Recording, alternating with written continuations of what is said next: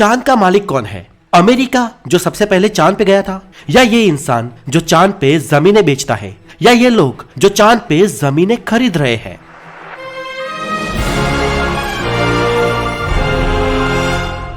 चलो दिलदार चलो चांद के पार चलो, ये गाना तो आपने जरूर सुना होगा। और अपोलो 11 एंड अपोलो 13 जैसे मिशन ने इस गाने के शब्दों को सच भी साबित किया है। लेकिन कुछ लोग आम इंसानों के लिए ये गाना सच साबित करने पे तुले हैं और ना सिर्फ चांद के सपने दिखा रहे हैं, बल्कि चांद पे बकायदा जमीन और प्लॉट भी बेच रहे हैं। जी हाँ दोस्तों, चांद पर जमीन बिक रही है और कई सारे लोग इसे खरीद भी चुके हैं। तो क्या है इसके पीछे का सच? चांद पर जमीन कौन बेच रहा है, कितने में बेच रहा है और क्यों बेच रहा है? इस पूरी फ्रॉड पंथी को जानेंगे आज हम इस वीडियो के माध्यम से। मैं हूँ हितेश गिरी गोसाई, आप है द नॉलेज के साथ। अगर आप नए हैं तो हेल्दी नॉलेज के लिए द नॉलेज को जरूर सब्सक्राइब करें और बेल आइकन को भी जरूर बजा दें। दोस्तों, आज के दौर में दुनिया में बहुत सारी कंपनियां ऐसी है जो चांद पे जमीनें बेच रही है। सुशांत सिंह राजपूत की डेथ के बाद भी आपने कई न्यूज चैनल में सुना होगा कि उन्होंने चांद पे जमीन ले रखी थी। सुना तो ये भी होगा कि शाहरुख खान की भी चांद पे जमीन है और टॉम क्रूज भी चांद की जमीन पे अपना हक रखते हैं।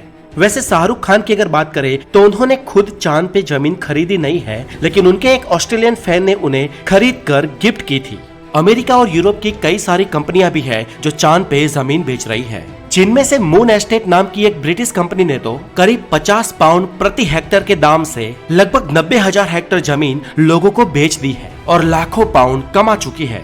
इसके अलावा ल्यूनर रिपब्लिक सोसाइटी और कई सारी और कंपनियां भी चांद पर जमीन बेच चुकी है। लेकिन ये सब तो पानी कम चाय है। आप मिलिए इन महाशय से, इनका नाम है डेनिस होप। ये इंसान बताता है कि चांद पे जमीन बेचने वाली सारी कंपनियां फ्रॉड है और ये खुद चांद के ऑनर है और इनकी खुद की कंपनी ने चांद पे सबसे ज्यादा जमीन बेची है। तो अब सवाल है कि होप को मून का ऑनर बनाया किसने? तो फ्रेंड, ऐसा है कि ये इसने अपने आप को खुद ही बना लिया है। मतलब यार ऐसी बात कि कहने वाला भी दीवाना और सुनने वाला भी दीवाना। लेकिन घुमा फिरा के फिर से सवाल वही कि चांद पे आखिर जमीनें बिक कैसे सकती है और कोई इसे क्यों बेचता है? अब दोस्तों, इसके पीछे की पूरी कहानी को समझने के लिए आपको आउटर स्पेस ट्रीटी को समझना होगा।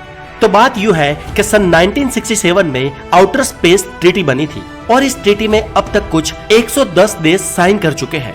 इस ट्रीटी में लिखा था कि दुनिया के सारे देश आउटर स्पेस को इंसानियत के फायदे के लिए यूज करेंगे, और जिसमें खास ये लिखा था कि कोई भी नेशन किसी भी सेलेस्टियन बॉडी पे यानी कि आउटर स्पेस के किसी भी ऑब्जेक्ट पे अपना मालिकाना हक नहीं जता सकता है। यानी कि पृथ्वी के अलावा कोई भी अदर प्लेनेट या लघु ग्रह पे किसी भी देश का दावा नहीं हो सकता है। अब सन 1980 में इस डेनिस होप को लगा कि इस ट्रीटी में एक लूप होल है, एक खामी है। इस ट्रीटी के अनुसार कोई भी देश आउटर स्पेस की बॉडी पे अपना हक नहीं जता सकता है, लेकिन किसी ऑर्गेनाइजेशन या किसी इंसान की यहाँ पर बात नहीं हुई है। और इसलिए इस आदमी को लगा कि मैं तो कोई नेशन नहीं हूँ, मैं तो एक इंडिविजुअल इंसान हूँ, और इसके अकॉर्डिंग उसने अपने आप को मून का मालिक बना दिया। न सिर्फ मून का बल्कि Mars, mercury, Jupiter, Venus, Neptune सारे प्लैनेट्स पे ये अपना दावा करता है, जो कि टोटली इलॉजिकल है। इस आदमी ने यूनाइटेड नेशन को एक लेटर भी लिखा था, जिसमें उसने लिखा था कि क्या आपको मेरे मून के ऑनर होने में कोई ऑब्जेक्शन है, जिसका आज तक उसे कोई रिप्लाई नहीं आया। और इस महाशय को लगा कि जवाब नहीं आया, इसका मतलब कोई प्रॉब्लम नहीं है, और महाशय ने लूनर एम्बेसी नाम की एक कंपनी ही खोल डाली और पिछले 40 सालों से ये लोगों को चांद पे जमीनें बेच रहा है और इसके नक्शे कदम पर चलते हुए कई सारी और कंपनियां भी खुली है। तो दोस्तों, अब सवाल ये है कि सच में क्या चांद पे जमीन खरीदनी चाहिए? तो दोस्तों, सच बताऊं तो ये सब एक फ्रॉड है और ये कंपनियां लोगों को चूना लगा रही है। और लॉजिकली सोचे तो इनकेस इन फ्यूचर अगर हम बहुत एडवांस हो गए और चांद और मार्स पे अगर जमीनें बिकने लगी, तो जाहिर है ये दुनिया की सरकारें ही बेचेगी।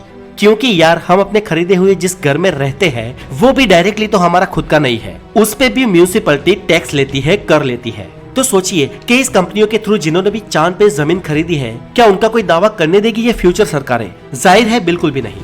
चांद पर जमीन खरीदने का मतलब ऐसा ही है जैसा कि एक कागज के टुकड़े के बदले बहुत सारे पैसे दे देना, क्योंकि आप उस जमीन पे कभी लीगली ओनर बन ही नहीं सकते। हाँ, ये हो सकता है कि फ्यूचर की सरकारें इस ट्रीटी के ऊपर कुछ नए लॉज बनाए, लेकिन आज के दौर में चांद पर कोई भी लीगली जमीन ना बेच रहा है, ना कोई लीगली जमीन का मालिक बन रहा है। इसलिए आप इस लेभागू कंपनियों से दूर ही रहे। तो दोस्तों आज के लिए इतना ही। आपको ये नॉलेज कैसा लगा मुझे कमेंट करके जरूर बताएं, और अगर आप नए हैं तो नॉलेज को जरूर सब्सक्राइब करें, और आप हमारे ऐप को भी प्ले स्टोर पे जाके जरूर डाउनलोड करें, जिसका लिंक नीचे डिस्क्रिप्शन में दिया गया है। अपना बहुत सारा ध्यान रखें। Have a good day, take care.